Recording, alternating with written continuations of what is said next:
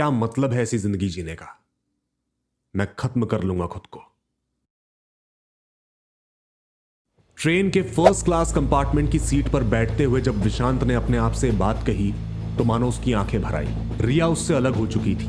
वो 3 साल के लिए यूएस चली गई थी अपनी पढ़ाई पूरी करने के लिए और शायद उसके बाद भी वो वहीं रहने वाली थी। विशांत अब उन तरीकों के बारे में सोचने लगा था कि किस तरह इस बोझ सी जिंदगी को खत्म करे। जहर खाकर, हाथ की नस काटकर, या फिर इसी ट्रेन के नीचे आकर। वो ये सब सोच ही रहा था कि अचानक उसके कंपार्टमेंट का गेट खुला।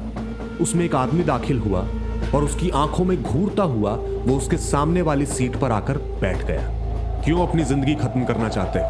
उस आदमी ने जब विशांत की आंखों में झांकते हुए सवाल पूछा तो विशांत घबरा गया, क्योंकि ये बात उसने अभी तक अपने अलावा किसी और से नहीं कही थी।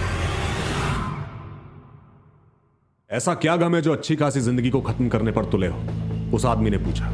आप नहीं समझेंगे। समझता हूं बेटा, इसीलिए तो यहां आया हूं। और ये बात कहते हुए उस आदमी ने अपना बैग खोलकर विशांत के सामने रख दिया, जिसमें कई सारे गोल आकार के खूबसूरत पत्थर भरे हुए थे। विशांत ने हैरानी से पूछा, इतने सारे पत्थर? तो उस आदमी ने कहा, सिर्फ पत्थर नहीं है, ये हैं तुम्हारी जिंदगी की हर समस्या का इलाज। आपके हर पत्थर पर एक नाम क्यों लिखा है? विशांत ने हैरानी से उस पत्थरों से भरे हुए बैग की तरफ देखकर पूछा। जब हर इंसान का नाम हो सकता है तो हर पत्थर का क्यों नहीं? उस आदमी ने जवाब दिया। तो विशांत ने कहा कि इंसानों के नाम उन्हें पहचानने पुकारने के काम आते हैं, लेकिन पत्थरों को कौन पहचानने या पुकारने वाला है? पुकारो। उस आदमी ने कहा कि जो भी नाम तुम्हें इन पत्थरों पर लिखे दिख रहे हैं उनमें से कोई भी नाम पुकारो।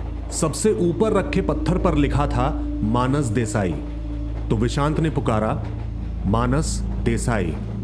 और तभी उस पत्थर में से आवाज आई, जी हां, मैं हूं मानस देसाई और अब मैं खुश हूं। ये पत्थर बोलते हैं। विशांत को यकीन नहीं हुआ कि वो आवाज उस पत्थर में से आई थी। पत्थरों के अंदर से इंसान बोलते हैं, उस आदमी ने जवाब दिया। इंसान? हाँ, इंसान। तुम्हारी तरह जिंदगी से हारे, परेशान, निराश इंसान, जिन्हें हम मौत की जगह ये नई जिंदगी दे दिया करते हैं, जहां कोई गम नहीं, कोई दुख नहीं, सिर्फ खुशी।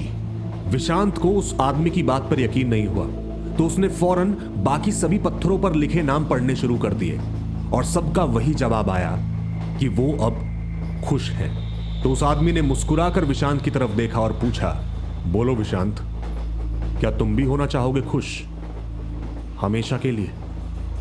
हाँ, मैं भी होना चाहता हूं खुश हमेशा के लिए। विशांत ने एक गहरी सांस भरते हुए यह बात कही। तो उस आदमी ने फौरन अपने बैग में से एक पत्थर और एक पेन निकाला और विशांत से कहा, लो, इस पर अपना पूरा नाम लिखो। उसके बाद उसने विशांत को आंखें बंद करके उस पत्थर को अपनी दोनों हथेलियों के बीच कसकर पकड़ने को कहा और बस उसके एक मंत्र पढ़ते ही विशांत उस पत्थर में समा गया।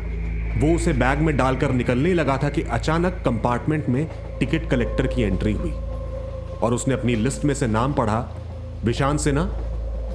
और तभी उस आदमी के बैग में से आवाज आई, जी हां, मैं हूं विशांत सिन्हा और अब मैं खुश हूं।